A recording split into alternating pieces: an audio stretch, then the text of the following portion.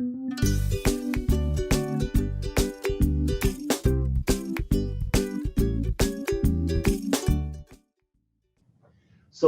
we had a chance to see this author speak. Adrian, go ahead and swipe right so you're in the safe driving mode so we're not distracted by you bouncing around with your phone. um, and we actually got to meet the author, James Clear. He signed our books and everything. And I think, you know what, and that reminds me, I think we were going to have him on the show. So I got to remind Robin or one of the VAs, send him an email, say, call this guy up. I know we have his contact information in my Gmail contacts. Let's get him on the radio show. Okay, so he just wrote this book about this, and I think it was on the New York Times bestseller. All right, habits are the compound interest of self-improvement. Would anybody like to take a stab at what that means? I know we already talked about it I kind of gave you a little intro on it on another huddle, but anyone? I'll say the more you work toward improving yourself, little here, little there, you're just building a good habit. Yeah. To start going in that direction. What's an example of something that you could do as a habit that would give you compound interest, would give you like a bigger return over the long haul, like a daily habit? Exercise is a good one. Exercise, that's my deal, right? We exercise is not like, oh, I go and work out like for 8 hours today and then not work out for the rest of the month. There's no compound interest in that. That's like depositing $1 into your savings once a month and then never doing it, never putting any more money into it ever again. There's no compound interest effect on that habit. So, and then here's the next part of my notes. Don't be a victim of your habits, be a victor. So someone in the room, give me an example of where we become victims of our habits. What's a bad habit that we become a victim of? Anyone want to be vulnerable and share with us?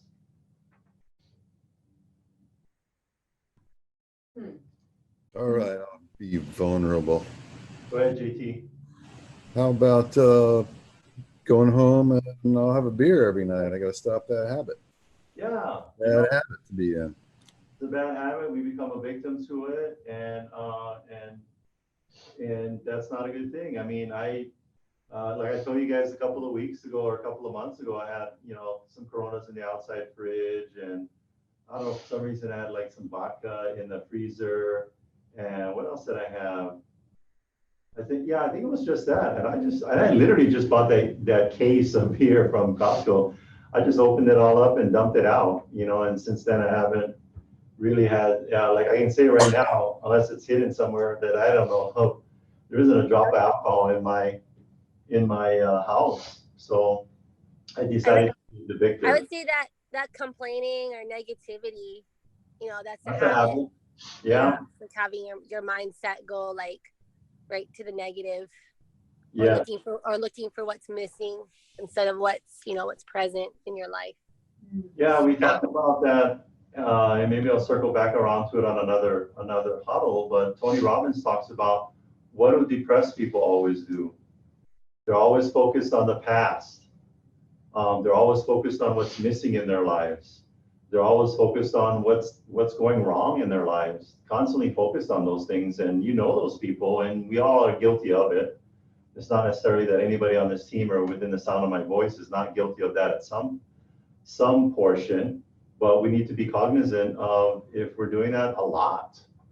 And and that reminds me of something else too. If there are people like that in your lives, what do we typically do with people like that in our lives? Avoid them. We avoid them, but how? And that's what we do. That's the easy route. That's a habit. Avoid negative people. But what would be a more positive and uplifting habit with negative people? Try to bring them up. Yeah. As Howard said, try and bring them up. And I'll tell you, here's the way to do that without them being put off. And I do this with my kids, and I do this with other people, and I got to get in a better habit of doing it more often. So Joey, if there was something about your personality that was off-putting, would you want me to tell you what it is? Ask for permission. They say no, walk away. They say yes. I say this from a loving manner. but when you blah, blah, blah, blah, blah, it makes me feel this way. Just wanted to share that with you, because do people know about their blind spots? Not everyone. No, that's not good. That's why it's called the blind spot. We don't know.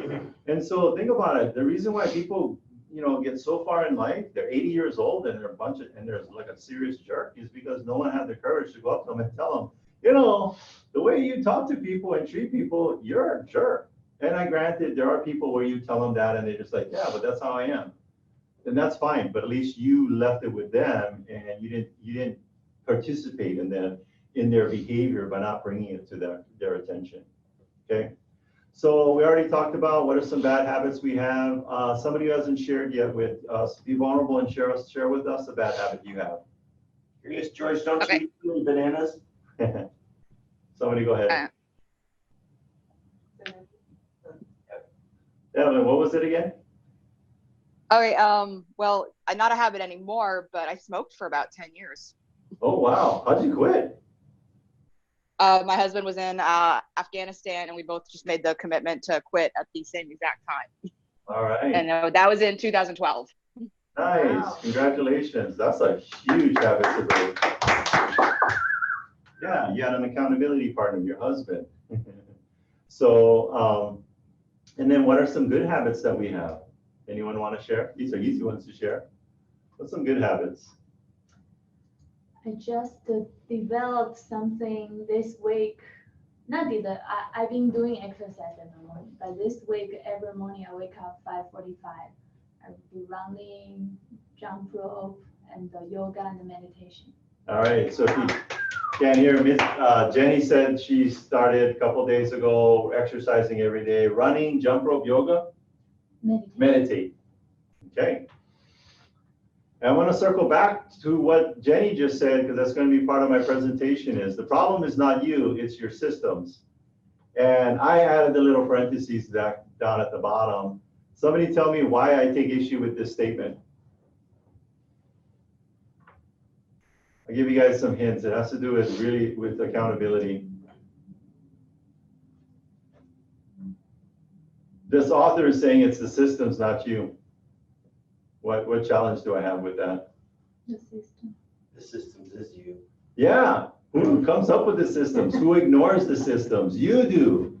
So 100% ownership of what's going on in your life is not, I don't have good systems. No, you're choosing not to have good systems, or whatever it is that you do on a daily basis, that's your system. So it is you. The problem is you. Take ownership of whatever is in your life right now, that it's you. Okay? Habits allow you to solve the problems of life with less energy and effort. Anybody have a habit that helps you be more efficient? Somebody share with us a habit that helps you be more efficient. Time blocking.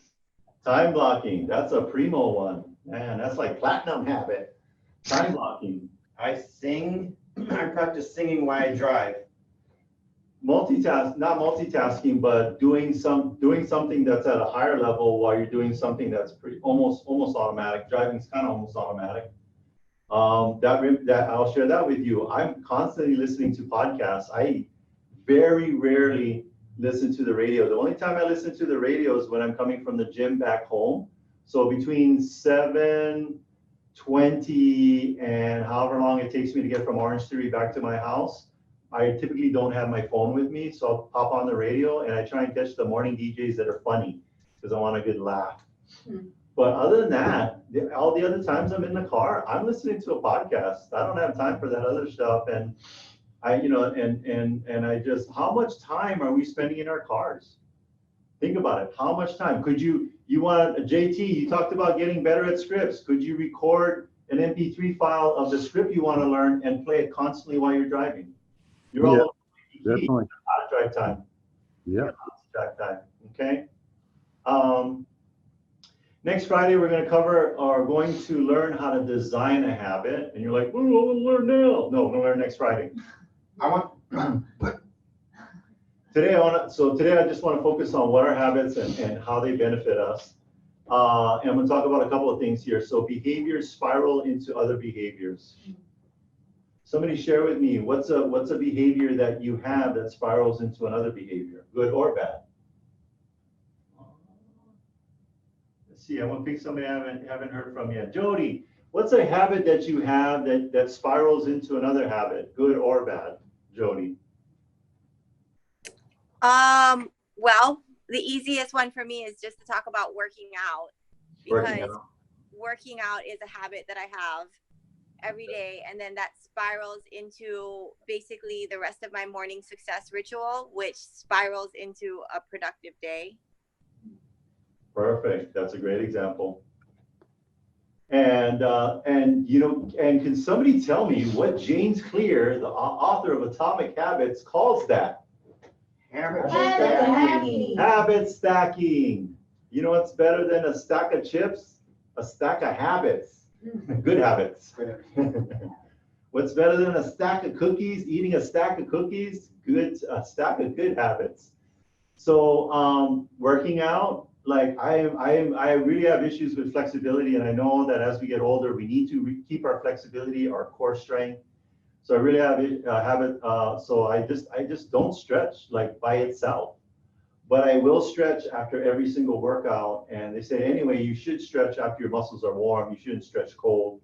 So you should do some static warming up before you stretch. Just FYI, it's kind of like a ice cold rubber band, and you try and stretch it. It's more likely to start cracking and or break.